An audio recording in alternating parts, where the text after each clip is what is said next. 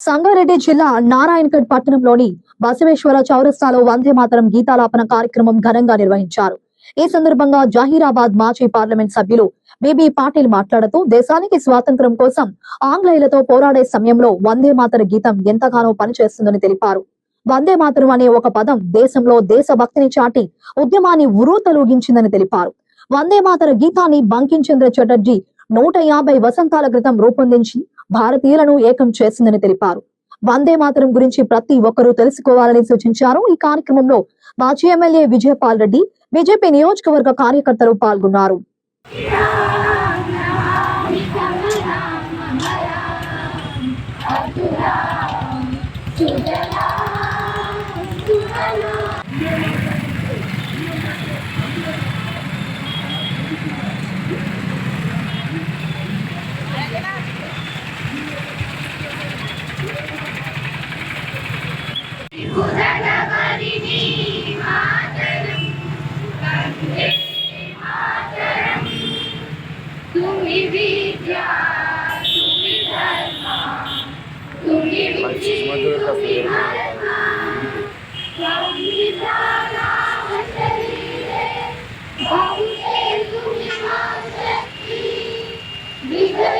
అందరికీ నమస్కారం.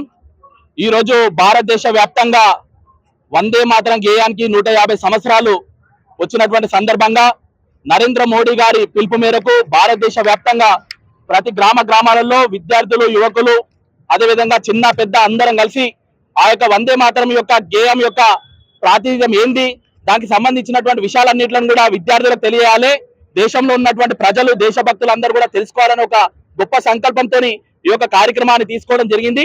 ఈ సందర్భంగా నారాయణఖేడ్ లో ఉన్నటువంటి విద్యార్థులు, యువకులు, అదేవిధంగా భారతీయ జనతా పార్టీ కార్యకర్తలు, అదేవిధంగా స్వచ్ఛందంగా అనేకమైనటువంటి సంస్థలన్నీ కూడా పాల్గొని ఈరోజు ఈ యొక్క సామూహిక వందే మాతరం కార్యక్రమంలో పాల్గొనడం చాలా సంతోషంగా మేమందరం కూడా ఫీల్ అవ్వడం జరుగుతుంది. అందరు కూడా తెలిసినటువంటి విషయమే, ఒక పదం మీద, వందే మాతరం అనే ఒక పదం మీద ఒక ఉద్యమం రావడం అనేది ప్రపంచంలో ఎక్కడ కూడా లేదు. అది కేవలం భారతదేశంలో మాత్రమే. ఎవరైతే బ్రిటిషర్లు మన భారతదేశాన్ని బానిసలుగా చేసి పరిపాలిస్తున్నటువంటి సందర్భంలో ఒక ఉద్యమాన్ని లేవనెత్తినడానికి ఆస్కారం అయ్యిందంటే దానికి మూలము వందే మాతరం యొక్క గేయము. ఏదైతే చటర్జీ గారు ఎవరైతే ఉన్నారో ఈ యొక్క గేయం యొక్క అర్థం ఏంటంటే, ఈ గేయంలో తలుచుకొని మనం మన యొక్క